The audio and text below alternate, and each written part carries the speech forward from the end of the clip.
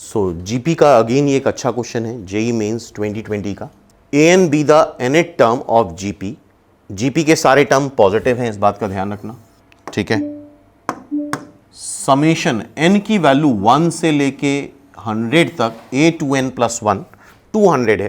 तो जरा n को 1 रखो, यहाँ पे n को 1 रखोगे a3 आ जाएगा, n को 2 रखो तो ये a5 आ जाएगा, n को 3 रखो तो ये a7 आ जाएगा, देन a9, देन n को 100 रखो, 100 रखेंगे तो ये 201 आ जाएगा, इज इक्वल टू 200, ठीक है।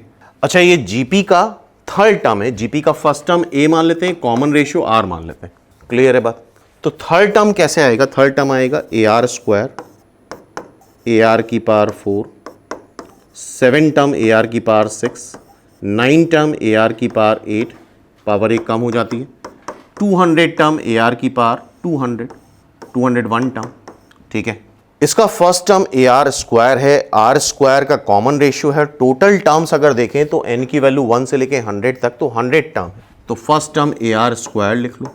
कॉमन रेशियो अगर देखो तो R स्क्वायर से मल्टीप्लाई हो रहा है, तो R square is the common ratio. Total number of terms 100 minus 1 upon common ratio minus 1 is equal to 200, simple, ठीक है। तो ये हमारी तो फर्स्ट इक्वेशन आ गई। अब देखो सेकेंड इक्वेशन क्या है, n की वैल्यू 1 से लेके 100 तक a2n में n को 1 रखोगे तो ये a2 आ जाएगा, 2 रखोगे a4 आ जाएगा, 3 रखोगे a6 आ जाएगा, और 100 रखेंगे a200 आ जाएगा, इज इक्वल टू 100।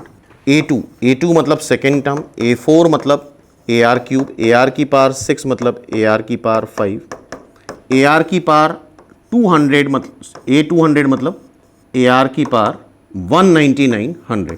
अब यहां पे फिर से जीपी का सम लगाओ, और यहां पे जीपी का सम लगाओगे तो फर्स्ट टर्म है AR, कॉमन रेशियो देखो अभी भी R स्क्वायर का है, और टोटल टर्म्स 100 हैं, n की वैल्यू 1 से लेके 100 तक। तो जब फॉर्मूला लगाएंगे यहाँ पे, फर्स्ट टर्म है AR का, कॉमन रेशियो है R स्क्वायर का, टोटल नंबर ऑफ टर्म्स है 100 minus 1 upon R square minus 1 is equal to 100। ये फर्स्ट इक्वेशन, ये सेकेंड इक्वेशन, ठीक है। अब हमसे पूछा गया है समेशन n की वैल्यू 1 से लेके 200 तक a टू n। इसको जरा लिखते हैं, n की यहाँ पे सारे टर्म आ जाएंगे, a1 a2 a3 से लेके a200 तक। मीन्स हमसे ये पूछा है a1 plus a2 plus a3 से लेके a200 तक। अच्छा, काफ़ी लोगों को लगता है फर्स्ट और सेकेंड को ऐड कर दो, तो फर्स्ट और सेकेंड को ऐड करने पे प्रॉब्लम एक ये है, इसको देखो और इसको देखें अगर, और इन दोनों को अगर हम ऐड भी कर दें, इसको ऐड कर दें, मान लो ऐड करके दिखा देते हैं, फर्स्ट और सेकेंड को ऐड कर देते हैं, तो a2 a3 फिर a4 a5 a6 a7 सारे टर्म आ रहे हैं,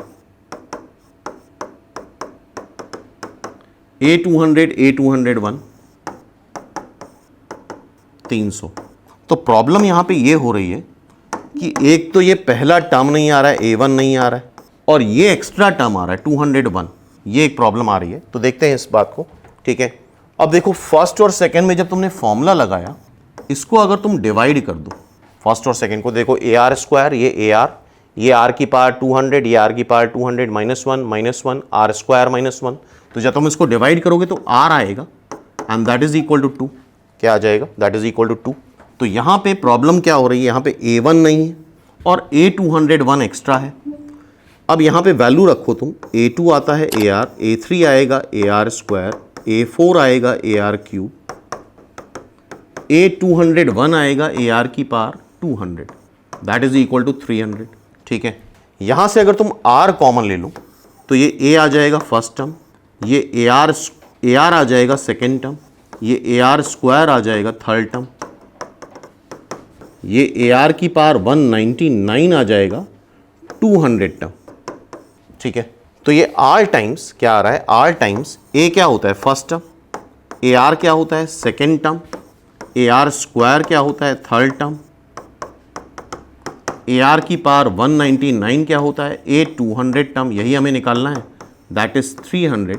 तो R अगर हम उधर ले जाएं तो जो रिक्वायर्ड है वो वैल्यू मिल जाएगी, A1 A2 A3 से लेके ए 200 तक का sum 300 divide by 2 divide by R basically, और आर की वैल्यू बाय द वे 2 आ रही थी।